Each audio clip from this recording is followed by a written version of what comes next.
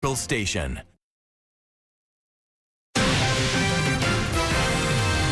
Live from the local station, News 4 Jax starts now. After a registered sex offender was spotted on the University of North Florida campus, we're now hearing from students why they say the system that alerts them during emergencies isn't the best. And new overnight, a Minnesota Vikings, they announced that Adrian Peterson will not play until his legal issues are resolved. The running back is facing child abuse charges.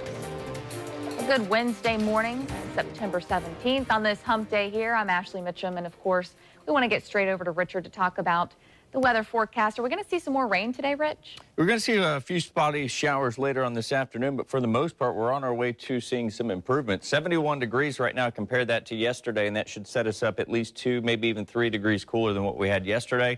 We got west winds right now, west-southwest winds at 6. These west winds are going to stay with us, but they're going to turn more northwest. That's going to be a drier air mass and eventually out of the north, but still with the somewhat unsettled pattern here over top. I know there's a lot of clutter showing up. I'm going to try to see if I can at least knock some of this out. The more that I get rid of, the more we lose the shower set and the storms even that are offshore. But that just gives us a sign that it is damp, humid, and sticky outside right now. Here's the way it looks from afar. From 115, we kick this into gear. Watch the Florida-Georgia border as we put this into speed here. You'll see that most of those, like the model data had yesterday, diving to the south of the border, even moving off the Carolina coastline and our coastline. We've got that going on. And then on the beaches, we're actually going to start to receive some of the swell from Hurricane Edward, which should increase our rip current risk up to the high levels here for today. It also means maybe a little bit of rideable surf as we continue with that offshore flow. The widespread 70s, I mentioned those low 70s in Jax. Even low 70s started off yesterday. I think it was 77 degrees at St. Augustine. We're at 73 right now. So let's compare it to what we had yesterday. It looks like all reporting sites are coming up with a negative number here. So 3 degrees cooler at Jacksonville, up to 4 degrees cooler along stretches of I-75. Our forecast for today, cloudy skies this morning, 10%. That 20% is going to be as we build back into those daytime highs. We've got today and tomorrow with above normal temperatures. 87 would be an average. We're not too far off the mark here. We'll see those upper 80s, lower 90s, and then we'll begin the cooling trend as we approach the weekend. Just in time for some football. We'll have that coming up in your full forecast in just about 10 minutes. Ashley, back to you. Thank you, Richard. Speaking of football, breaking overnight, the Minnesota Vikings announced Adrian Peterson will temporarily leave the team. He's charged with child abuse, accused of injuring his 4-year-old son while disciplining him. He says, "I am not a perfect parent, but I am without a doubt not a child abuser." The team says he won't be allowed to participate in any team activities until all legal issues are resolved. The running back has also lost one of his most significant endorsement deals with Castro. Motor Oil Company released a statement yesterday announcing the split. And we're told he's brazen, dangerous, and could strike again unless he's caught. Still, this morning, Jacksonville police are asking everyone to be on the lookout for a registered sex offender, Joseph Jordan. So this is a picture of him from a mugshot from a previous arrest last Sunday night. A University of North Florida student reported Jordan acting suspicious outside of a woman's restroom on campus. Hours later, police were told he performed a lewd act at a San Marco yoga studio. Within hours of the incident at UNF, more than 16,000 students, faculty, and staff received an email about Jordan.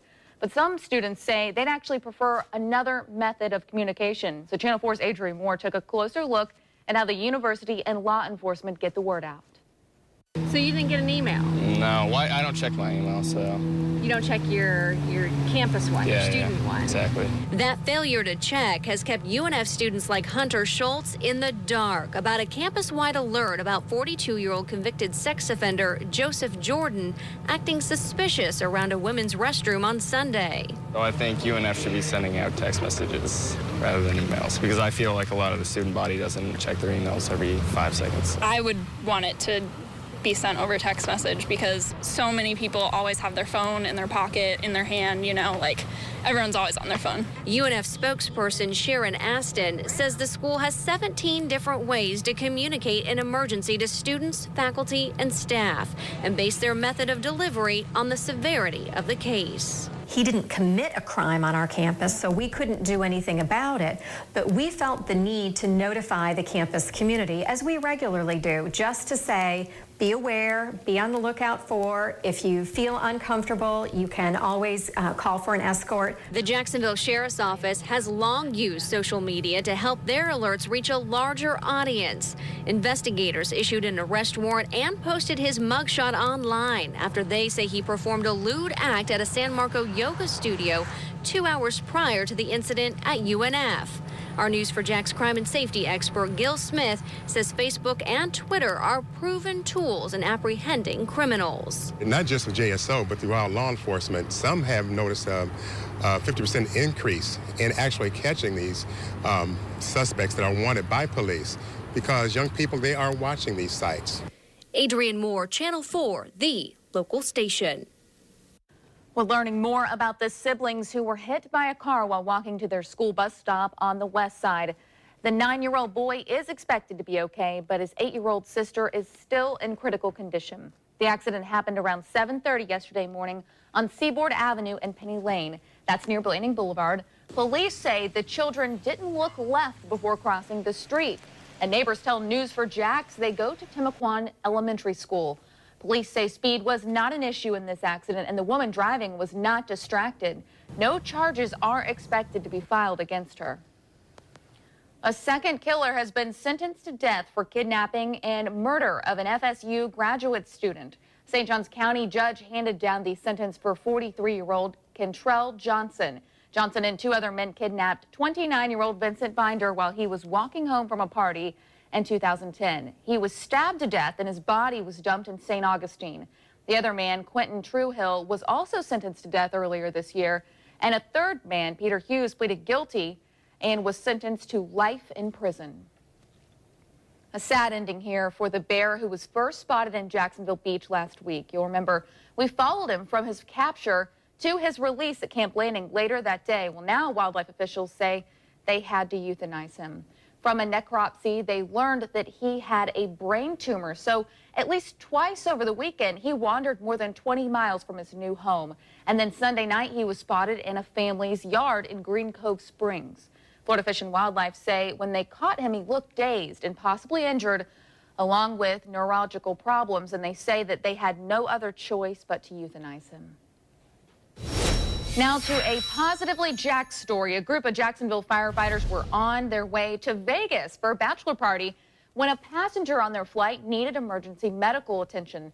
Well, they took off yesterday and were on their second leg from their trip from Houston when a flight attendant made an announcement asking for help from anyone with medical training.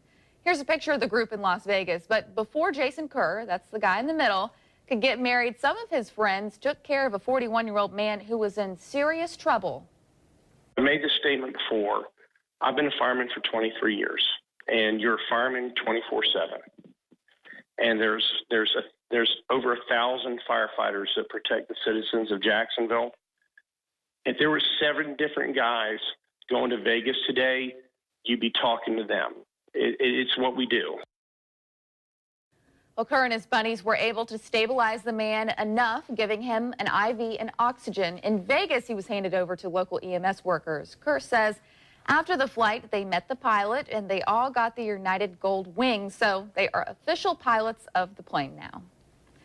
The 2 parents took what some say is a pretty risky move. They placed their baby very close to the edge of a 1,900-foot cliff. Why, the attractions manager says they will not add a fence or warning signs coming up. And President Obama is now outlining new efforts to combat the Ebola epidemic, how he plans to help during what he calls the largest international response in the CDC history. That's next. Like WJXT4, the local station, on Facebook.